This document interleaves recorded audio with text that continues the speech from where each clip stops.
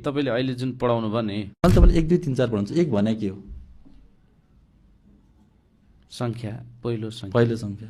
तर हाम्रो भाषामा हाम्रो उसमा ग्रन्थमा चाहिँ 1 भनेको शिव हो कि, 2 भनेको शिव र पार्वती हो, 3 भनेको है ब्रह्मा विष्णु महेश हो, 4 भनेको धर्म अर्थ काम मोक्ष हो, 5 भनेको पञ्चतत्व पञ्चभूत पञ्च ऊ सबै कुराहरू हो, 6 भनेको ब्रह्मा विष्णु महेश महालक्ष्मी महाकाली महासरस्वती हो, 7 भनेको सप्त ऋषि सप्त गुहरू हो, 8 भनेको अष्टभैरव हो, 9 भनेको नवदुर्गाहरू हो, 10 भनेको 10 महाविद्या 10 महाअवतारहरू हो, 11 भनेको 11 रुद्र हो, 12 भनेको 12 राशि हो, 13 भनेको 13 कन्या हो, 14 भनेको 14 लोक हो, 15 भनेको पूर्णिमा हो।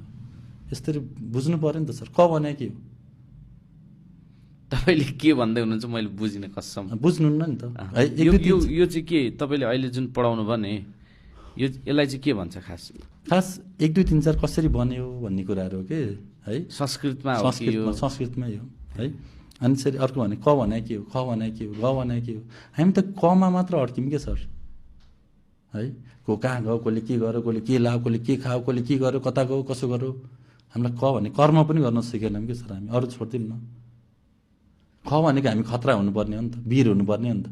ग भनेको हामी चाहिँ गरी खाने हो नि त हामी त है। गोर्खा गाउँ गाई सबै गाजा साजा सबै कुराहरू हामीले बुझ्नुपर्ने हो नि त ख भनेको।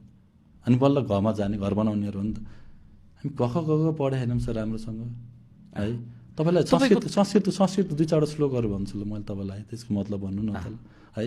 पूर्णमदः पूर्णमिदं पूर्णत्ते पूर्णमुदच्यते पूर्णस्य पूर्णमादाय पूर्णमेव वसिष्ठते। यो भने के भन्दाखेरि चाहिँ सर होइन, हामी शून्यबाट आएको, शून्यमै हराउने हो, धरतीमा बसुन्जेलसम्म राम्रो काम गर्ने हो, जाने हो है।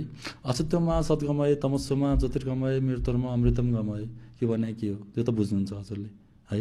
असत्यमा थोरै छत्ते छर्न आएको हो, अन्धकारमा थोरै उज्यालो छर्न आएको हो, जुन एकदमै पीडामा छ नि त्यसमा दिन आएको। हाम्रो सोच्नु त ल सर्वे भवन्तु सुखिनः सर्वे सन्तु निरामया सर्वे भद्राणि पश्यन्तु मा कश्चित्। संस्कृत भनेको संसारको पहिलो भाषा हो क्या सर। त्यो बुझ्नु पर्यो नि त। अङ्ग्रेजी बोल्ने